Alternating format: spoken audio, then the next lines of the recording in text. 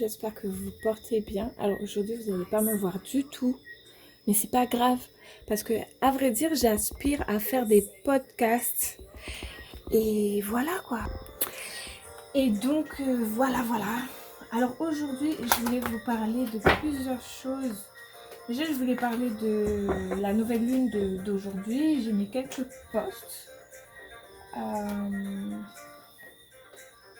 Vous verrez, j'ai mis quelques posts.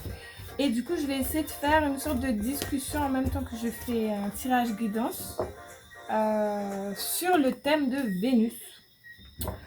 Et oui, Vénus. J'avais dit que j'allais en parler et j'ai mis dans un post de que pour cette année 2022, Vénus va diriger.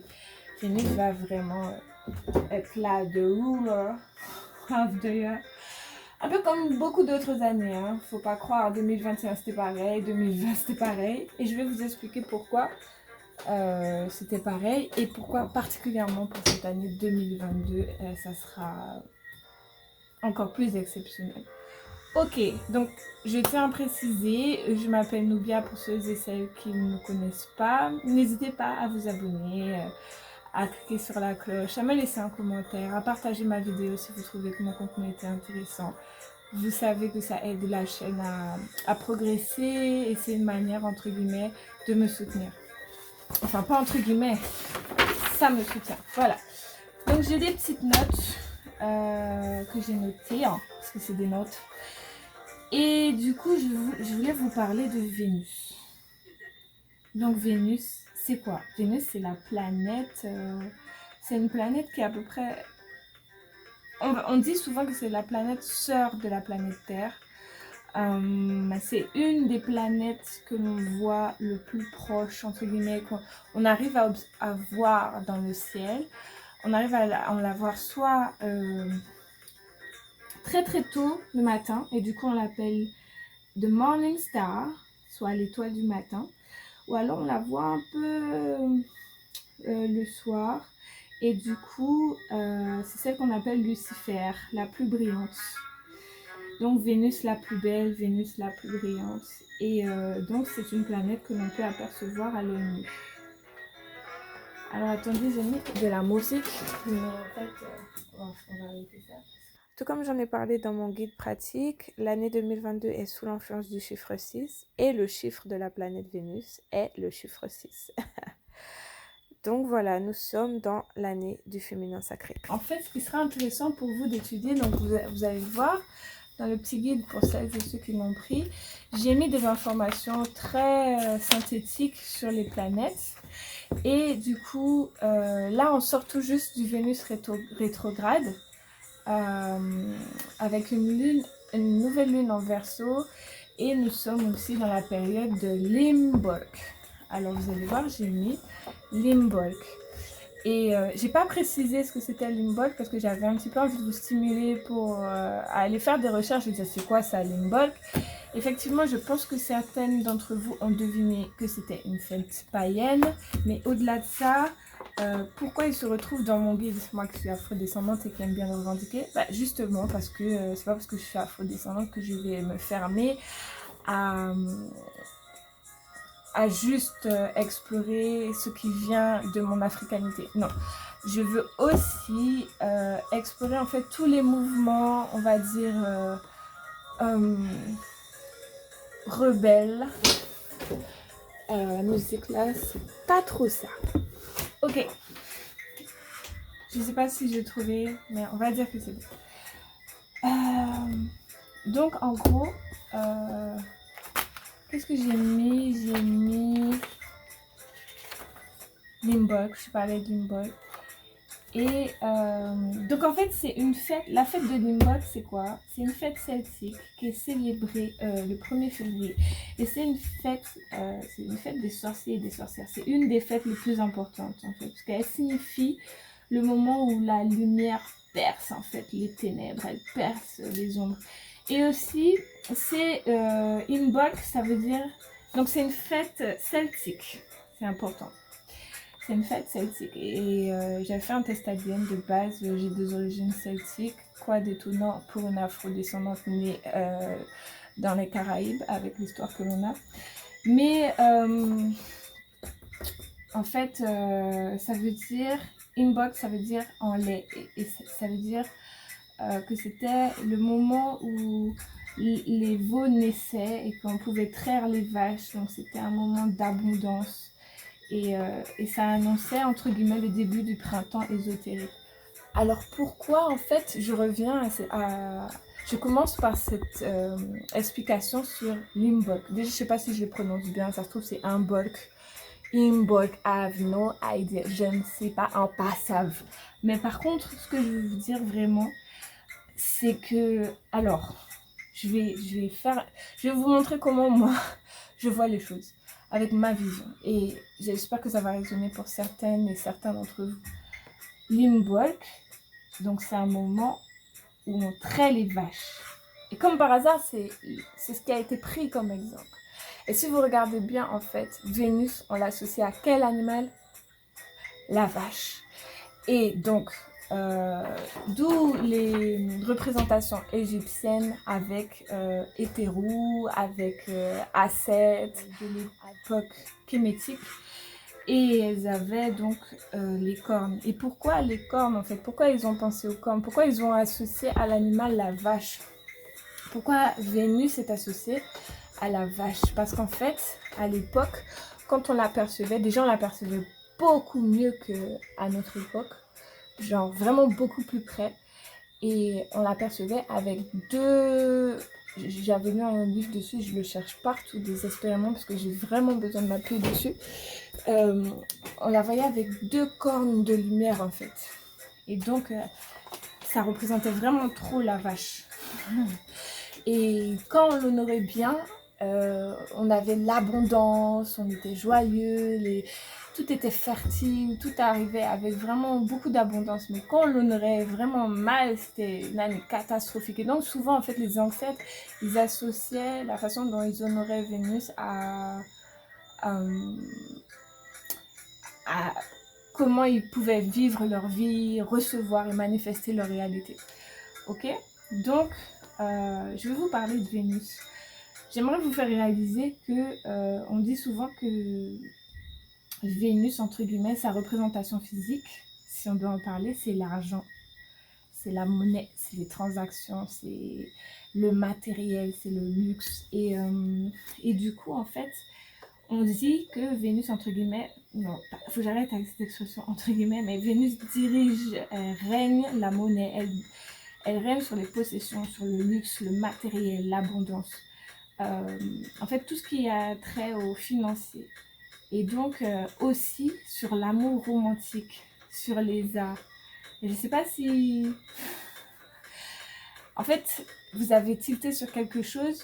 J'ai dit que en gros, le domaine de Vénus, donc c'est tout ce qui concerne l'argent, la possession, le luxe, et tout ce qui concerne l'amour, le romantique. Vous avez jamais entendu cette expression, on ne peut pas acheter l'amour? En fait, Vénus, elle règne sur tout ce que l'on désire. Et c'est pour ça, en fait, que dans la société dans laquelle on est, beaucoup peuvent arriver à la confusion ou avec beaucoup d'argent, beaucoup de possessions, ils ont la sensation qu'au final, c'est ce qu'il leur faut pour trouver l'amour. Parce qu'ils se disent, vous savez quand certains disent, tant que tu as la santé, tout va. Et bien pour certaines personnes, elles ont tellement été dans la peur du manque et j'en passe, que pour elles, en fait, elles ont tellement été dans le manque qu'elles ont l'impression qu'en fait, si elles ont l'argent, donc elles pourront tout avoir. Et ce que je voulais vous dire, c'est que, en gros, aujourd'hui, si on devait identifier l'énergie de Vénus dans notre société, si on devait lui donner un archétype, parce qu'en fait, c'est ce qu'ont fait nos ancêtres depuis des lustres, des générations. En fait, ils ont donné des archétypes, d'où Hétérou, qui était un archétype de Vénus. Baste aussi était un archétype de Vénus, même si elle était représentée par un chat, une féline, mais c'est aussi un archétype. Et c'est pas seulement un archétype que de Vénus, c'est aussi un archétype de la Lune.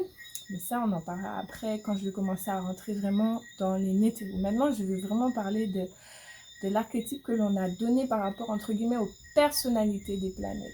Ouais, parce qu'en fait, les planètes, telles que les astres, les étoiles, ont des comportements. Et c'est ce qu'ont identifié les ancêtres. Parce que les ancêtres ont réussi à voir qu'en fait, ils avaient une influence sur nous, parce qu'ils représentaient, entre guillemets, le macrocosme, pour nous, le microcosme. C'est un peu comme si vous étiez sur la tête d'un géant actuellement, qui est la Terre. Un peu comme des poux, si je pouvais... Non, allez, j'arrête. Mais en gros, voilà, c'est pour vous dire que vraiment, ils avaient vraiment un immense respect et une profonde observation. Ils ne se contentaient pas, en fait, de vivre selon, entre guillemets, ce que l'on... Je la quitte pas, cette expression, entre guillemets. Oh là là là là. Bon, j'arrête les entre guillemets, il n'y a pas de entre guillemets. Tout en va. Ok, donc si on devait l'identifier, ça serait une influenceuse. Et excusez-moi, on est dans l'ère des influenceuses avec tous les réseaux sociaux. On a beau être dans l'ère du Verseau où toutes les technologies vont très très vite et qu'on va avoir accès de plus en plus à plein d'informations dans tous les sens, des très très vrais comme des très très faussés, et que voilà. Les choses vont être révélées, que les rebelles vont pouvoir avancer, mais vraiment on va voir que on va voir que Vénus, elle va continuer de régner en fait. Alors je vais expliquer une chose. Là, dans le monde dans lequel on vit actuellement, ce monde capitaliste patriarcal, profondément aligné sur les bords, c'est un monde qui est dominé par Mars. Donc en fait, la guerre, Mars, l'énergie de Mars, l'énergie de la conquête, l'énergie de la domination, et Vénus, l'énergie de l'art, du beau, du luxueux, du presque parfait, du désiré, de la possession, de l'argent, du pouvoir par ça. Et le lien commun qu'il y a entre ces deux planètes, même si ça s'exprime totalement différemment, entre Mars et Vénus, c'est la sexualité. Mars, c'est un compulsif sexuel, entre guillemets, si je pouvais exagérer les choses ou pas du tout. Parce que Mars, en fait, c'est quelqu'un, même dans sa sexualité, ou quelqu'un, non. C'est un archétype qui, dans sa sexualité, veut dominer. Et Vénus, c'est un archétype qui amène de la sensualité, qui amène une sorte de charme magnétique. Et si on devait voir les choses sur le plan sexuel, par exemple, en fait, Mars, ça serait celui qui dirige, qui fait ce qu'il veut de sa compagne sexuellement, qui est passionné, etc. Vous voyez? Et Vénus, en fait, ça serait celle qui est soumise, qui donne beaucoup de plaisir à son partenaire et voilà, qui est entre guillemets le... On passe à capoufler là, où elle a sorti là, entre guillemets. Il y a un truc, je vais faire des recherches entre guillemets. Donc voilà. Donc je voulais vous parler un peu plus en détail pour les personnes qui me connaissent, parce que moi souvent je fais comme si on connaît et je me rends compte qu'en fait c'est bien que je donne des informations. Et si vous êtes intéressé pour plus d'informations, sincèrement allez voir dans mon livre. Donc je vais parler de plein de choses. Mon livre Amour minéral, effectivement dedans je donne énormément d'informations sur pourquoi nous aimons les cristaux et voilà quels effets bénéfiques ils peuvent apporter. Mais ce que je voulais vous dire honnêtement, c'est que donc dedans aussi je parle de Vénus, je parle des planètes, je parle des astres, je parle de énormément de choses, je parle des cristaux. C'est un livre qui se veut être pratique et utilisable plus d'une fois. C'est pas juste une lecture en fait, voilà, ça devrait être un utilitaire presque. Donc comme je vous ai dit, c'est une des planètes les plus proches de la Terre. On dit que c'est sa planète sœur. Et donc, elle travaille sur l'aspect, la sensualité, le sexe, l'amour, le mariage. Et si on devait lui donner une profession, ça correspondrait aux chanteurs, aux danseurs, aux acteurs, à tous ceux qui sont dans aussi le domaine de Neptune, c'est-à-dire les arts, c'est-à-dire tout ce qui fait rêver, les influenceurs maintenant, comme je vous l'ai déjà dit, tous ceux qui sont dans le divertissement, tous ceux qui amènent vraiment cette influence avec l'énergie sensuelle. On a par exemple Beyoncé qui, en incarnant Oshun, Oshun est une autre archétype de Vénus. Voilà, c'est un archétype Yoruba.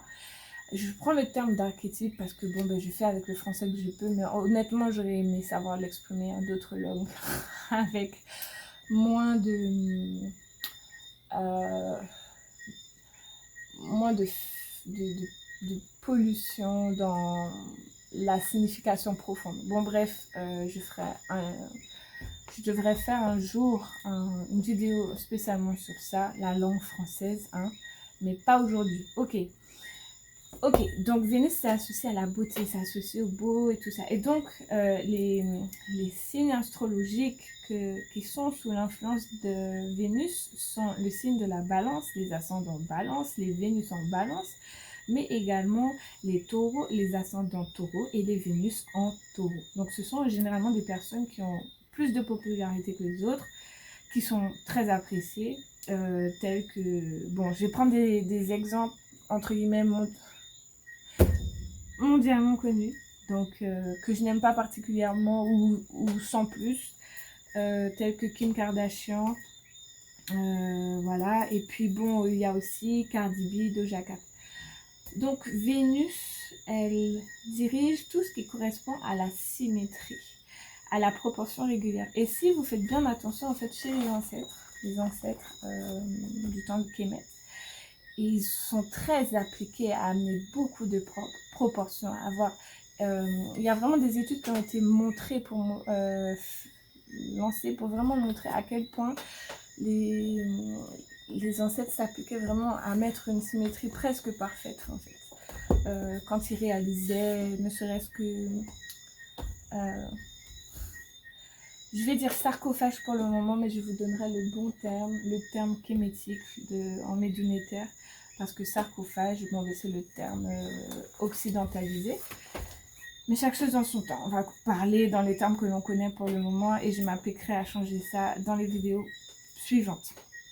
Donc, en effet, si on n'a pas ce concept de proportion régulière du corps, des traits de visage, qui fait que l'on est considéré comme magnifique, comme beau, comme esthétique, ben on est asymétrique, on est marginalisé, on est laid, non attractif, et donc on est entre guillemets reclus de société. C'est une réalité. On est moqué, voilà, on n'est pas, on est, voilà, ça c'est le contre-coup, les effets sombres de Vénus en fait. Si on n'est pas, et cela vaut aussi chez les animaux, hein. Donc c'est vraiment quelque chose qui n'agit pas que sur l'humain. Ok, donc aussi je voulais dire que je vais parler des signes, des placements en Vénus dans une prochaine vidéo. Là je veux juste essayer de parler de la substance plus ou moins plus ou moins axée sur la planète Vénus.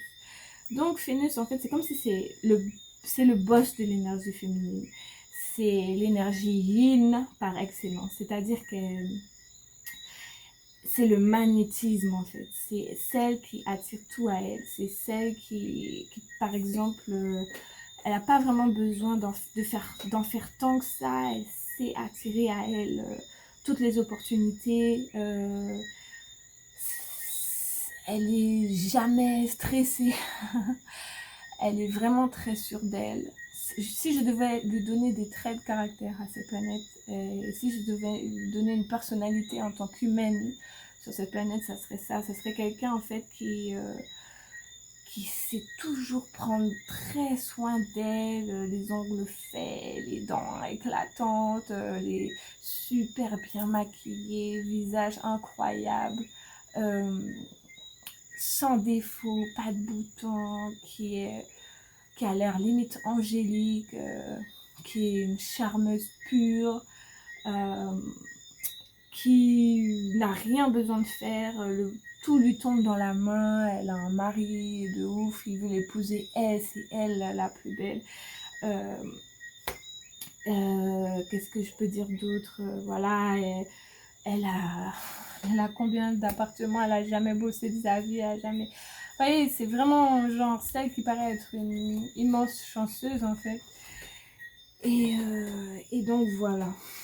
Ce que je vous apprendrai, donc c'est aujourd'hui les placements forts dans Vénus, dans les signes astrologiques, ont un peu changé par rapport à avant. Avant, c'était vraiment une Vénus en taureau, c'était cette Vénus-là qui a pas grand-chose à faire pour tout attirer à elle, qui est, excusez-moi du terme, limite un peu feignasse et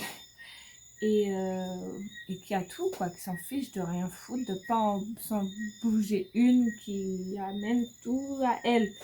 Et par contre, ce qui n'a pas changé, c'est que la chute de Vénus, là où elle est la plus faible, entre guillemets, c'est dans le signe de la Vierge. Parce que la Vierge, en fait, quand elle est dans son signe de Vénus, c'est une servante, quoi. C'est celle qui est trop dans les détails, qui fatigue Vénus, en fait, à être pinaillée sur chaque détail, d'avoir ce souci de précision, qui se laisse pas aller à aimer vraiment, qui a toujours besoin d'avoir une certaine dynamique de contrôle, alors que Vénus, elle laisse tout aller, tout vient à elle, elle est magnétique, elle sait ce qu'elle est, elle sait ce qu'elle vaut.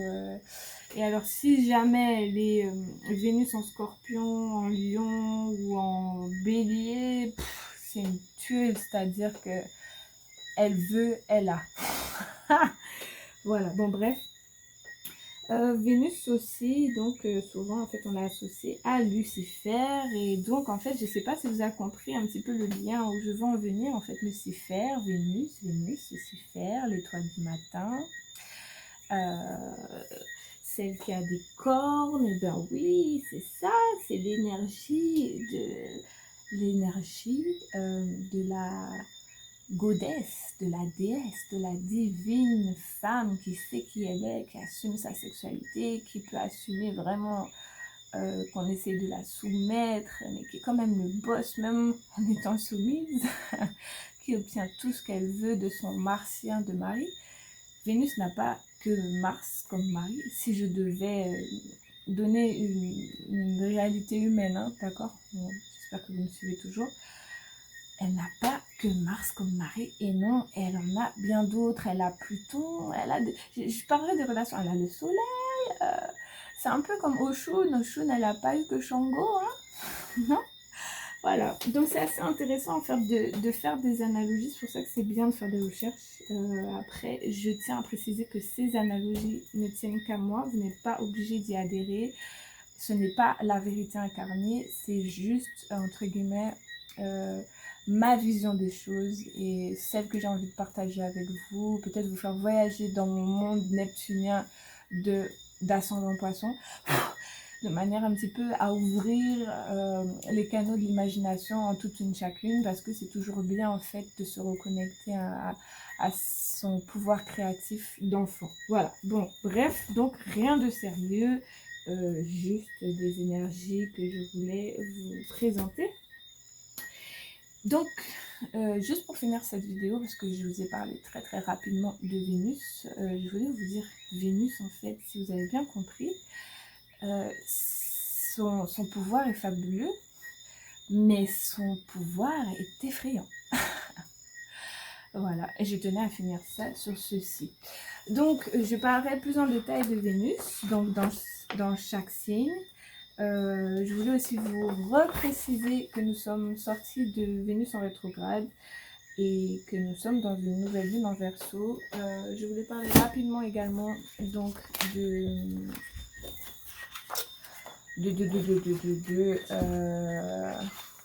un petit peu les questions que j'ai mises donc je voulais juste vous dire, je ne vais pas trop vous mettre ce que j'ai marqué, parce que ça ne me concerne que moi et que j'ai pas envie d'influencer à ce point-là. Mais par contre, donc vous allez voir que j'ai posé la question de qu'est-ce qui me rend unique. Et ça, c'est une question qui est importante à vous d'analyser et de vraiment approfondir. Les petits espaces que j'ai laissés, c'est vraiment court, hein. C'est pas suffisant pour vous. Donc n'hésitez pas à avoir vraiment un cahier, un livre, de quoi mettre sur votre ordinateur, ce que vous voulez, mais vraiment approfondissez vos questions. Et quand vous, en pleine nouvelle lune, vous pratiquez donc des nettoyages chez vous, quand vous avez des affirmations, prononcez-les à haute voix. Et si vous voulez leur donner encore plus de force, j'ai 2 conseils. Faites-le devant votre miroir. Et le deuxième conseil, pour celles qui sont encore plus motivées que les autres, c'est 3 fois le matin, 6 fois l'après-midi et 9 fois le soir. Et vraiment, vous allez voir que cette combinaison 3, 6, 9 est vraiment très puissante.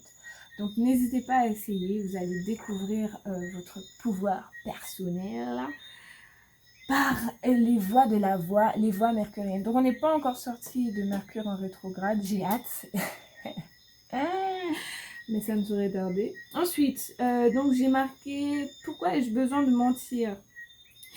Je pense que ça a peut-être pu étonner certaines d'entre vous. Et si c'est le cas, je tiens à donner des précisions. Je pense qu'il est important de faire un travail de l'ombre, de shadow work. Et c'est-à-dire de pas seulement le travail où on veut se voir en tant que lumière, on prononce des affirmations positives et tout ça. Je pense qu'il est vraiment important pour nous de vraiment enlever le poison émotionnel en soi pour pouvoir commencer à vivre ensemble et vraiment se voir en face et pas le faire en superficialité, aller au fond. Donc clairement la méditation va aider, dit la fille qui doit s'y mettre sérieusement.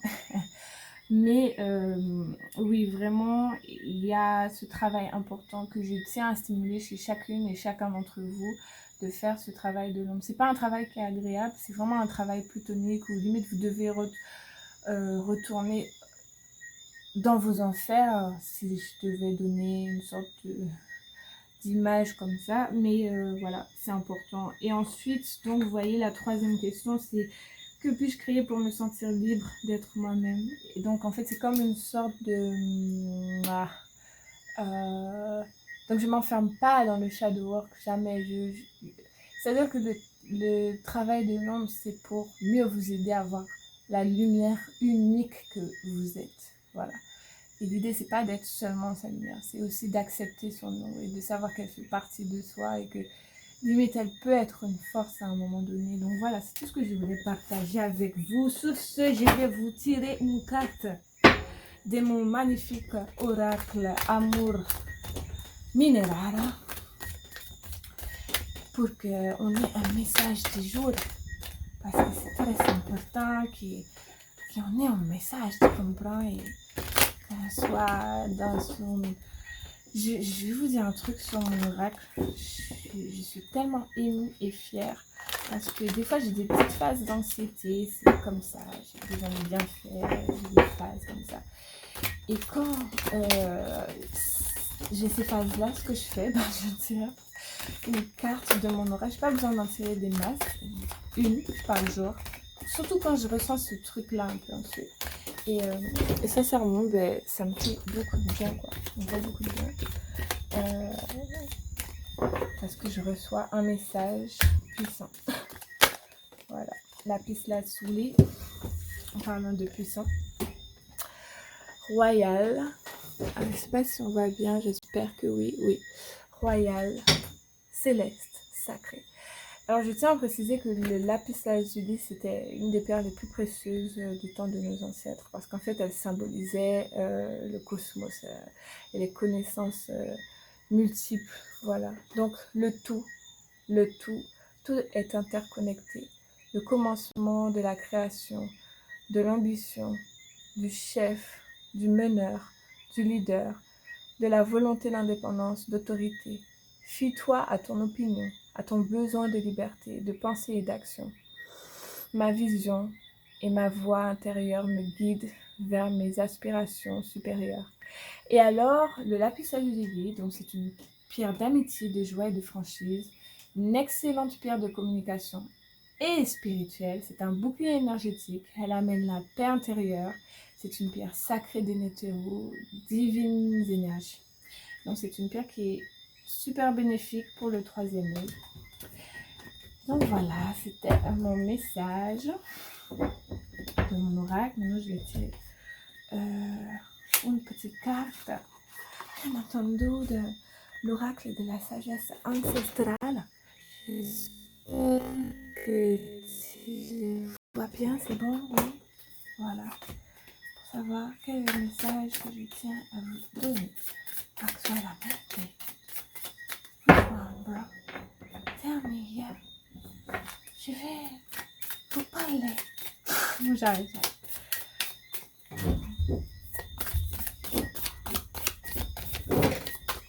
La fille, elle fout les porteurs quand même. Allez, on carte. Ouh! Le léopard ne se déplace pas sans ses taches. Habileté, précision. Le léopard ne se déplace pas sans ses taches. Et ça veut dire que vous saurez avec votre lumière les taches. Le léopard, enfin sa couleur d'origine, et on t'a compris en fait, et ses ombres, les taches, et que ça fait partie de vous. Vous êtes qui vous êtes, tel que vous êtes. Et le fait de l'accepter, eh ben, ça fait que vous serez ce puissant être que vous devez être. Voilà, je vous aime et vous embrasse en Kuja Seneb, mes belles âmes. Prenez précieusement soin de vous.